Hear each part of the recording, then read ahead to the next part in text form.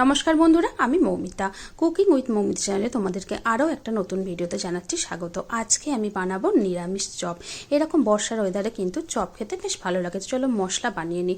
এখানে দেখো বড় চামচের 1 চামচ গোটা ধনে, গোটা জিরে আর কিছু গরম মশলা আর তেজপাতা নিয়েছি। এগুলো আমি একটু ড্রাই রোস্ট করে নেবো, মানে হালকা একটু গন্ধ বেরিয়ে এলে এগুলোকে নামিয়ে নিতে হবে। একটা বড় সাইজের আলুকে সিদ্ধ করে রেখে দিয়েছিলাম।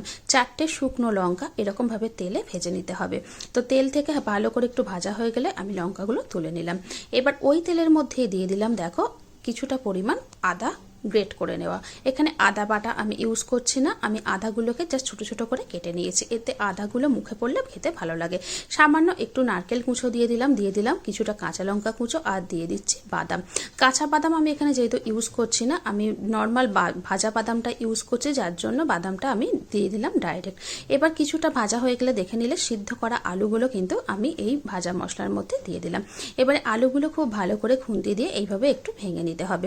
এবারে এর মধ্যে দিয়ে দিচ্ছি স্বাদ অনুযায়ী নুন। নুনের পরিমাণটা কিন্তু অবশ্যই বুঝে দেবে। এবারে যে 4টে শুকনো লঙ্কা ভেজে রেখেছিলাম, সেই 4টে শুকনো লঙ্কাকে ভালো করে হাতে মেখে নিয়ে এর মধ্যে মিশিয়ে দিলাম। সামান্য চিনি দিয়ে দিলাম আর কালারের জন্য সামান্য পরিমাণ একটুখানি লঙ্কা গুঁড়ো দিয়ে দিলাম। এতে মশলাটা দেখতে ভালো লাগে, মানে ভিতরের পুরটা দেখতে ভালো হবে। একটু অনেকটাই দেখতে পাচ্ছ ভাজা হয়ে গেছে। এবারে যে মশলাটা ভেজে রেখেছিলাম সেই মশলাটা এখানে পরিমাণ অনুযায়ী কিন্তু মিশিয়ে নিতে হবে, মানে চপের পরিমাণ কতটা হচ্ছে সেই অনুযায়ী কিন্তু তোমাদের মশলাটা দিতে হবে। তবে আমি যেই মশলাটা করেছিলাম সেই মশলার 2 চামচের মতো কিন্তু এখানে লেগে গেছে। এবারে দেখো যে একটা পরিমাণ আলু নিয়েছিলাম, সেই একটা আলু থেকে কিন্তু এখানে টোটাল 8টার মতো চপ রেডি হয়েছে। আর ভিতরের পুরটা একটু বেশি দিলে কিন্তু চপটা খেতে ভালো হয়, যার জন্য কিন্তু আমি আলুর পরিমাণটা একটু বেশি দিয়েছি। তো ঠিক এরকমভাবে হাতের সাহায্যে হালকা করে একটু চেপে নিলেই কিন্তু এরকমভাবে রেডি হয়ে যাবে। আর একটা আলাদা এরকমভাবে জায়গাতে তোমাদের বেসন নিয়ে নিতে হবে, যাতে চপগুলো বা আলুর পুরগুলো লেগে না যায়। এবারে বেসনের ব্যাটারটা রেডি করতে হবে। এখানে আমি নিয়েছি 100 গ্রামের মতো বেসন। দিয়ে দিলাম খুব সামান্য পরিমাণ হলুদ গুঁড়ো, আর কালারের জন্য দিয়ে দিলাম 1 চা চামচের মতো কাশ্মীরি লঙ্কার গুঁড়ো, আর দিয়ে দিলাম স্বাদ অনুযায়ী নুন। এবার ড্রাই উপকরণগুলো খুব ভালো করে আগে এরকমভাবে আমি মিশিয়ে নিচ্ছি। এবারে পরিমাণ অনুযায়ী জল দিয়ে এটার একটা থিক ব্যাটার বানিয়ে নিতে হবে। ব্যাটারটা কিন্তু একদম পাতলা করা যাবে না, যার জন্য জলের পরিমাণটা কিন্তু প্রথম থেকে খুব বেশি দিয়ে দেবে না। প্রয়োজন অনুযায়ী কিন্তু অল্প অল্প করে জল দিয়ে এরকমভাবে একটা হ্যান্ড হুইক্স দিয়ে ভালো করে ব্যাটারটাকে বানিয়ে নিতে হবে। তো অল্প অল্প করে দেখতে পাচ্ছ জল নিয়ে আমি ব্যাটারটাকে বানিয়ে নিলাম। এবারে রেডি হয়ে গেল ব্যাটার। এদিকে দেখো চপের পুরটাও রেডি হয়ে গেছে। এইভাবে বেসনে দিয়ে দিলে কিন্তু পুরটা খুব সহজে উঠে আসে। চপটা ঠিক যখন ভাজবে ঠিক সেই মুহূর্তে কিন্তু এখানে 1/2 চা চামচের মতো বেকিং সোডা দিয়ে দিতে হবে। বেকিং সোডা দিয়ে কিন্তু ব্যাটারটাকে ফেলে রাখা যাবে না। বেকিং সোডা দিয়ে খুব ভালো করে আমি দেখে নিলাম, মিক্স করে নিলাম। আর ব্যাটারের দেখছো থিকনেসটা ঠিক এরকম হবে। এবারে এদিকে আমি কড়াইয়ের মধ্যে সর্ষের তেল গরম করতে দিয়ে দিয়েছি, কারণ তেলে ভাজা সবসময় কিন্তু সর্ষের তেলেই খেতে ভালো লাগে।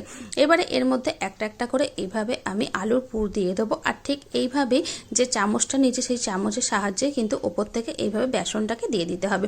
এরকমভাবে কিন্তু খুব সুন্দরভাবে তোমাদের এতে কি হবে, হাতটা কিন্তু নোংরাও হবে না এবং চপের শেপটা কিন্তু একদম পারফেক্ট, মানে খুব ভালোভাবে আসবে।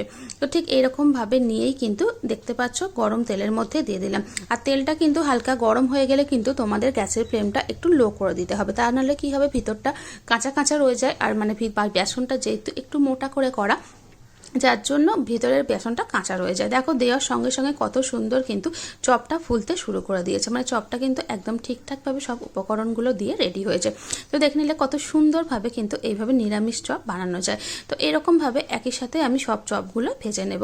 তো চপের রেসিপিটা কেমন লাগলো অবশ্যই কিন্তু জানাতে ভুলো না। আর এরকম বর্ষার ওয়েদারে একবার হলেও কিন্তু এইভাবে চপ বানিয়ে দেখতে পারো। তো কত সুন্দরভাবে দেখো লাল লাল করে একদম চপগুলো ভেজে নেওয়া হলো, এবং চপগুলো দেখতে যতটা সুন্দর হয়েছে খেতেও কিন্তু ঠিক ততটাই মুচমুচে এবং টেস্টি হয়েছে। তো আমার চ্যানেলটিকে যদি এখনো পর্যন্ত সাবস্ক্রাইব করে থাকো, আমার চ্যানেলটিকে সাবস্ক্রাইব করে পাশে থাকা বেল আইকনটি অন করে দিও, যাতে আমি যখনই কোনো ভিডিও আপলোড করবো তোমরা তার ইনস্ট্যান্ট নোটিফিকেশন পেয়ে যাও। আর আমার রেসিপিটা এতক্ষণ ধরে দেখার জন্য আমার সকল বন্ধুকে জানাচ্ছি অসংখ্য ধন্যবাদ। Thank you.